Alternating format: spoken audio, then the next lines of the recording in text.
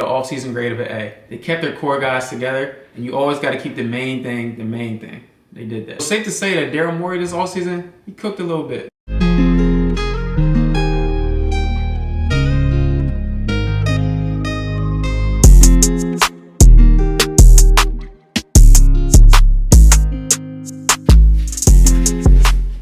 What's good, YouTube? Welcome to the first episode of Wrong vs. Right. I'm your host, Jay. Make sure you like, comment, and subscribe. Hit that button down below. Hey, I know y'all are hyped for the NBA season just like I am. I can't wait for it to start.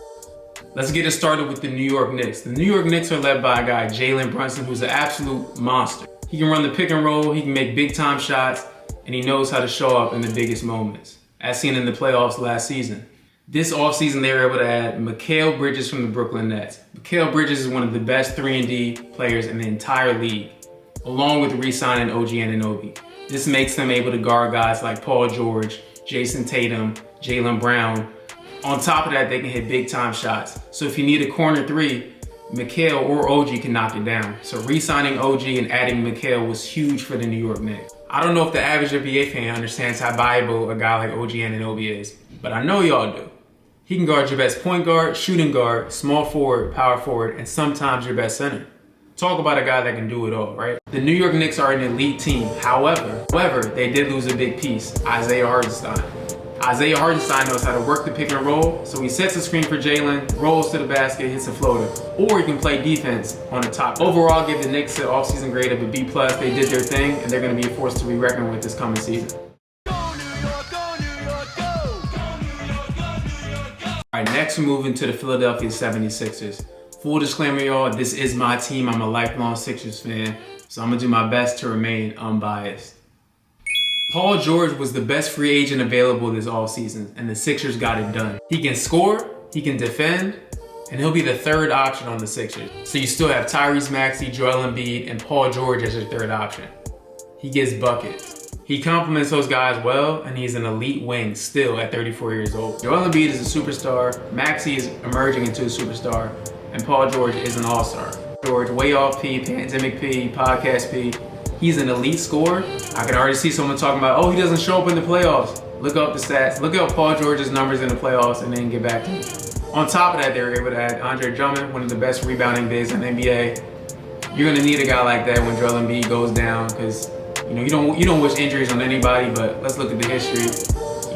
The Sixers also re-signed Tyrese Maxey to a max deal.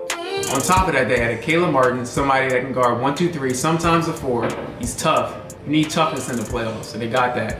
Gershon Yabusele from the Olympics. Oh, he only got signed because he dunked on LeBron. It's not true, guys. If you watch the Olympics, you know he can do a lot of things. He can score, rebound, defend, and he's tough. He shows up when it matters most. They also added Eric Gordon, Jared McCain, Adem Boner, Reggie Jackson. These are the type of guys that you need to compete. All you gotta give the Sixers an offseason grade of an A. It's safe to say that Daryl Morey this offseason, he cooked a little bit. All right, moving along to the NBA champion Boston Celtics. And I really step back and think about, what did the Celtics really need to add this offseason?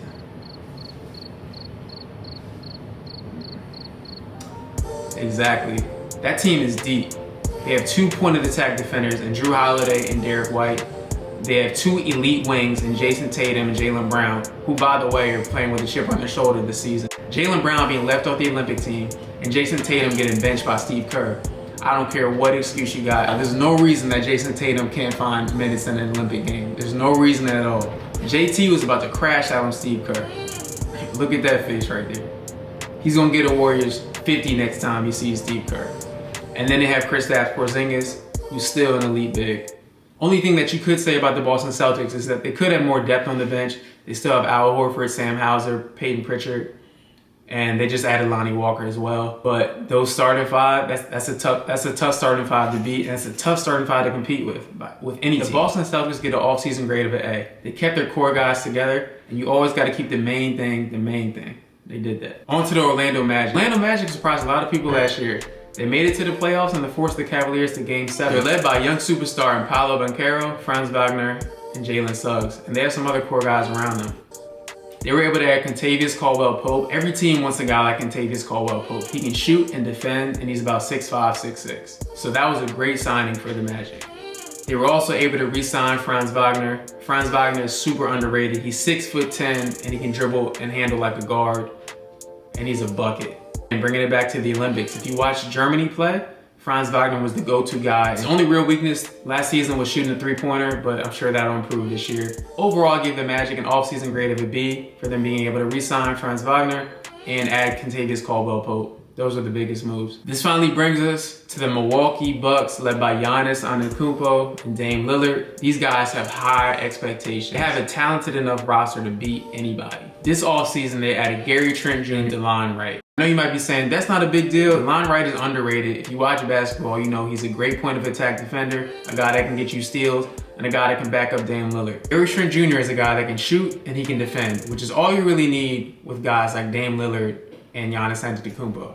You just need guys to be a star in their role. He can do that. On top of that, they still have Bobby Portis Jr. and Brook Lopez. The Bucks are also able to add Taurean Prince Jr. He's another guy that can play defense and shoot open threes. Milwaukee gets an all-season grade of C+, B-. For the rest of the Eastern Conference teams that weren't mentioned, they just re-signed some guys. They didn't make any big acquisitions. But don't worry, I'll be getting into all those teams throughout the season. Make sure y'all tune into my next video. We'll be talking about the best offseason moves for the Western Conference. Let me know your thoughts and comments if you agree, disagree. Let me know down below. Be sure to subscribe. Yep, I'm talking to you. Hit that button. Everybody can't be wrong, but everybody can't be right. I'll see y'all next video.